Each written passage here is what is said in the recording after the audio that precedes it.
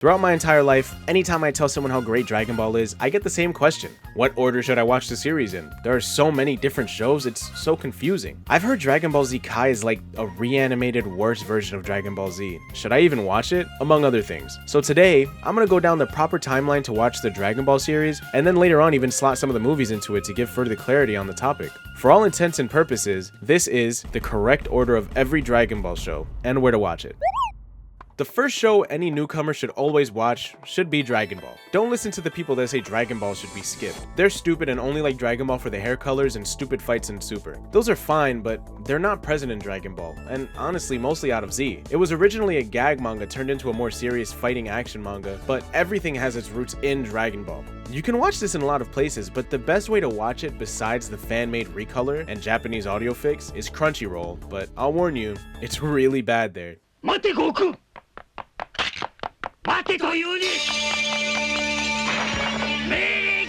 After Dragon Ball, the next show is either Dragon Ball Z or Dragon Ball Z Kai. The original Dragon Ball Z in Japanese is a great way to experience it, although there's a lot of pacing problems and pointless filler. Plus, it's hard to find a good quality release of the show without resorting to other fan-made means. The best way to watch it is, again, the fan-made recolor and Japanese audio fix, but besides that, it's also on Crunchyroll. Again, not in great quality. However, I will say, the Dragon Ball Z dub should not be watched if you're trying to get a proper experience of the show. The dub has so many inaccuracies in the writing. I'm going to blow you to pieces.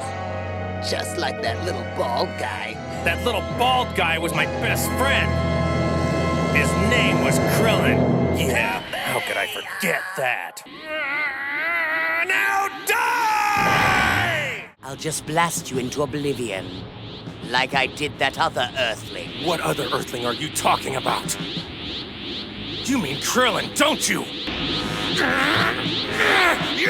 pay for that! As well as just really shitty performances early on. I am the hope of the universe. I am the answer to all living things that cry out for peace. I am on top of bad music that's playing all the time. Some of the songs are bops, like the Cell theme. Scrap with a real nigga. All of this kind of just ruins the vibe of the show. If you want to watch it in dub with good performances, great pacing, and good quality alongside accuracy to the source material, watch Dragon Ball Z Kai. It doesn't get purer than that. Dragon Ball Z Kai is just a cut down version of the original Z with a few frames being reanimated to either fix mistakes or remove a slight bit of blood. The biggest censorships were in the Nicktoons version where they made Mr. Popo blue and all this other bullshit, but that isn't Dragon Ball Z Kai. Dragon Ball Z Kai only aimed to fix the pacing, the writing, and make it way more manga accurate in the first place. Kai is split into two versions. The first half is original Dragon Ball Z Kai.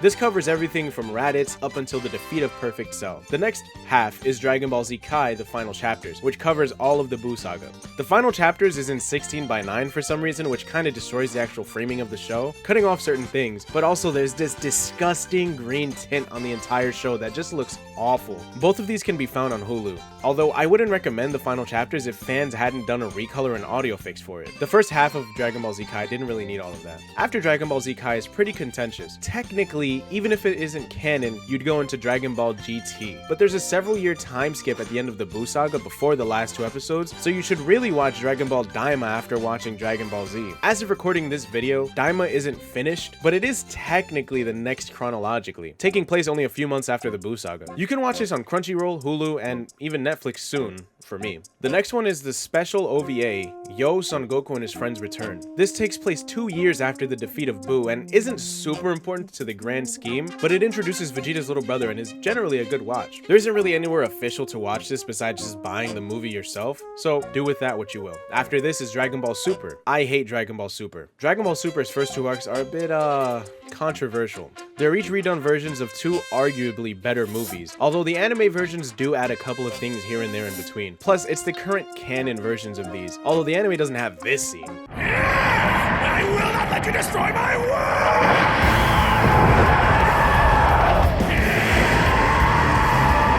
Dragon Ball Super is pretty much anywhere that has Dragon Ball or Dragon Ball Z. Crunchyroll, Hulu, etc. Dragon Ball Super also has 2 movies tied into it that take place after the anime's end: Dragon Ball Super Broly and Dragon Ball Super Superhero. Dragon Ball Super Broly is honestly one of the most breathtaking animated things I've ever seen in my life. It's something I constantly go back to just because it's so beautifully done, but the story is a bit half-assed towards the end. Dragon Ball Super Superhero is entirely centered around Goku's kid Gohan, and it's not that bad. I just wish it wasn't animated in 3D. You can watch those in the order I just talked about them. They can be found on Crunchyroll, just look up Dragon Ball movies. That's actually a great segue into the next part of this video, the Dragon Ball movies. So pretty much none of the Dragon Ball movies are canon besides the 2 I just talked about, and none of them fit into the story at all unless you count 2 of them that could, even though they don't. So those are arguable. But since we're going into this, I'll be explaining when in the timeline they take place if you want to watch them during your little binge watch. After watching episodes 1 to 43 of original Dragon Ball, you can watch the movie Dragon Ball Curse of the Blood Rubies. I haven't personally seen this movie, so I can't comment on the quality, but this list is mainly for purists. The next movie, Dragon Ball Sleeping Princess and Devil's Castle, takes place after watching episodes 44 to 70 of the original Dragon Ball series. These are pretty much found nowhere online from what I can see. You can get your own source of them for the most part, however you want to do it. I can't really say where and where not to watch it. Next up is Dragon Ball Z movies. After finishing the original Dragon Ball series, but before watching Dragon Ball Z, you should watch Dragon Ball Z Dead Zone. The story in and of itself is very reminiscent of early Dragon Ball Z, but the action set pieces are very, very, very well done. Choreography on point, voice acting not too bad, and if you use fan-made resources, you can find this movie in absurdly good quality. This is on Crunchyroll, although again, the quality isn't much to behold there. After watching Dragon Ball Z Kai episodes 1 to 17, you can then watch 3 movies back to back. Dragon Ball Z World's Strongest, which is another great movie that kinda takes you back to original Dragon Ball and matches the vibe with some other great action sequences, followed by Tree of Might and Lord Slug. These 2 movies are the start of something very cool, where they start to model each movie after a main villain from the series. Tree of Might follows Goku fighting against a Saiyan and his accomplices because he wants to seize control of a mystical element on Earth. Gohan turns into a great ape while Goku has to resort to a spirit bomb to defeat the main antagonist. If you can't tell, this matches the description of the Saiyan saga, although those are where the differences end for the most part. It's taken some bits and pieces from the show, but it does its own thing for the most part. Definitely worth the watch. Lord Slug is about a Namekian who finds the Dragon Balls to restore himself to his youth. Basically King Piccolo. Another great watch. Other than fan-made resources, the best way to watch these is on Crunchyroll, unfortunately. After this, you'll want to watch Dragon Ball Z Kai episodes 18 to 54. That's the very end of the Frieza saga. Then you'll want to tune into Bardock, the father of Goku, and the episode of Bardock. Both of these center around Goku's father, and Bardock, the father of Goku, was originally the canon story of how he and the entire planet the Saiyans inhabited came to an end. But that was retconned by Dragon Ball Super Broly. The episode of Bardock was a more new addition to these films, being essentially the equivalent of a fan-made, what if Bardock got killed by Frieza's blast and was sent back in time to become the first legendary Super Saiyan? A bit ridiculous, but it was a fun watch for me personally. Those 2 are also in fan-made projects and on Prime Video for individual prices, though I'm not sure of the quality on the latter. Immediately after, you'll want to watch Dragon Ball Z Kai episodes 55 through 66, followed by Cooler's Revenge, essentially the Frieza saga redone with his cooler older brother. Wait, my bad. His older brother Cooler. I absolutely love this movie, and in English it has really cool music, but the writing is kind of piss poor. The movie, again, is on Crunchyroll and also fan-made projects. Followed by this, you can watch Dragon Ball Z Android 13, which is just an alright movie. It's essentially Saiyans that all of the gang missed, and they're trying to kill Goku because that's what Dr. Gero did. Goku ends up absorbing a spirit bomb and becomes this fucking monstrosity before beating Android 13 after he absorbed the other 2 androids. Next up is the only canon thing on this list, the Dragon Ball Z Special History of Trunks. This is one of the best Dragon Ball stories about how future Trunks had to grow up in a post-apocalyptic world, having to fight against Androids 17 and 18 and eventually seeing what happened to the future's Gohan.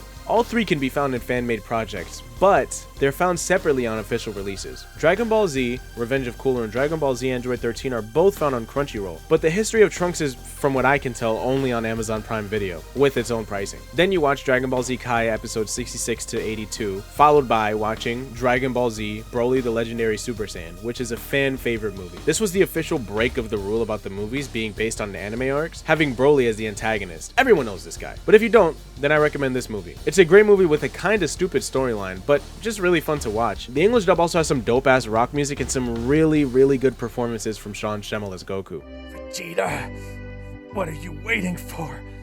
You're our last hope. Give me your power! The overall animation of every movie going forward, including this one, is just so beautifully done since Tadayoshi Yamamuro became the director of every movie going forward. You can find this in fan-made projects and on Crunchyroll. Then you can finish the original Dragon Ball Z Kai, episodes 82 to 98, followed by BoJack Unbound, one of my favorite movies. I love how Gohan gets the spotlight, and for some reason I love the shading on this hair, the dark blue. It looks really good. The story was fun and included so many characters. There was a cool ass fight between Tien and Trunks. You can find this one on Crunchyroll and fan-made projects. Beyond this are going to be movies that would start from Dragon Ball Z Kai the final chapters, but considering it's just a continuation of Dragon Ball Z Kai, I'm going to be calling these episodes based on their episode number going on from the original Dragon Ball Z Kai. So it won't be episodes 1 through whatever, it'll be episodes 99 through whatever. Starting with watching episode 99 through 105 of Dragon Ball Z Kai, you can watch 2 movies right after this: Dragon Ball Z Broly Second Coming and Dragon Ball Z Bio Broly. Although I'm not sure why anyone would watch the latter for anything besides some really good looking animation. Broly Second Coming is essentially just that, Broly Second Coming, and somehow Videl fucking tanks an attack from Broly, so that's pretty cool. You can find these on fan-made projects and on Crunchyroll. Now you can pretty much just finish Kai besides the last 2 episodes and watch 2 more movies. Dragon Ball Z Fusion Reborn is the first one, and it's a fantastically done movie. It's mostly a Goku and Vegeta movie with some of the best fight choreography I've ever seen in the Dragon Ball series. It's the movie that introduced Gogeta to the series in an incredibly flashy and beautiful way. He's on screen for such a short time, but left such an impact on us because of this. Also, Hitler's in this movie. Blonde hair, blue eyes, super strength. I should be recruiting them. You can find this movie on Crunchyroll, but especially in fan-made projects, which is where I would personally watch it. It also has one of the best Super Saiyan 3 transformations I've ever seen.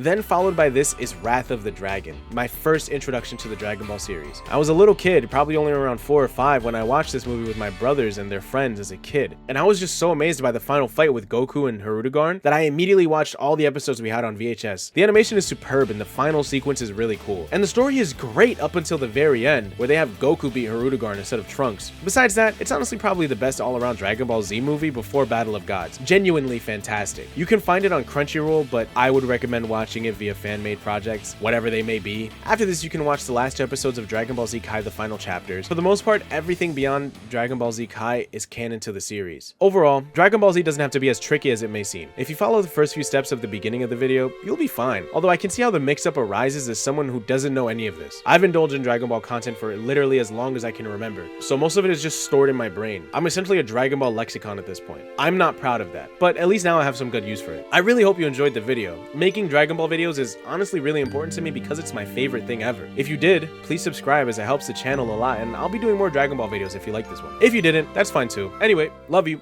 Bye.